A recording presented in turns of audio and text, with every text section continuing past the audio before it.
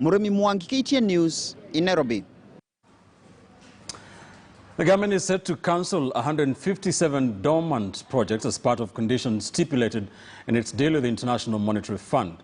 Now, the move is set to save taxpayers 150 billion shillings, even as the government got the go-ahead to implement 51 projects.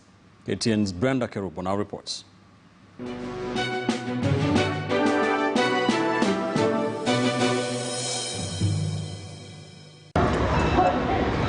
According to documents presented to the IMF during the negotiation of the loan agreement, the government's public investment plan has about 4,000 projects.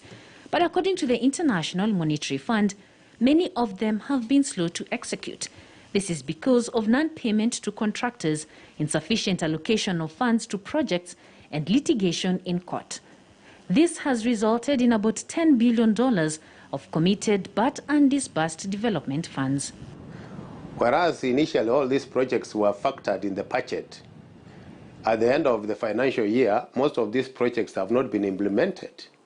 And where the process of implementation had started, the final end result is not there, meaning that most of these projects are quite relevant projects.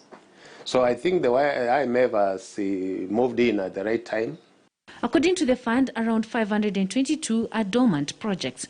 This could yield expenditure savings of about 1.5% of gross domestic product if at least a third of them, or 157, are cancelled. Of the remaining projects, 51 of them are set to be prioritized across 11 subsectors. Of these, 4 are under access to information, 9 in agriculture, 7 in education, 2 in energy, 1 under security, 12 on wildlife and environmental protection, 4 under housing, 4 infrastructure projects, and 7 under universal health care. I think the reason why they have decided to do that is to enhance, first of all, EC management and the realization of these projects to conclusion. And secondly, they have realized maybe, I guess, and my guess might be very correct, they have realized that overclouding these projects becomes an avenue of stealing. So they want the government to zero in on key priority projects and implement them to conclusion.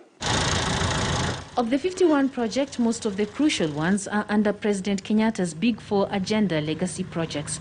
These include digital learning and digitization of government services, access to credit for small medium-sized enterprises in manufacturing through the Kenya Industrial Estates, construction of computer labs under the Digital Literacy Program, rural electrification, digitization of land registries, the slum upgrading program, affordable housing projects, alongside key other infrastructure such as the Naivasha and Dongo Kundu and the Lapset project. Key projects under the Universal Healthcare banner are establishment of regional cancer centers, free maternity, and the rollout of the COVID-19 response and mitigation strategy.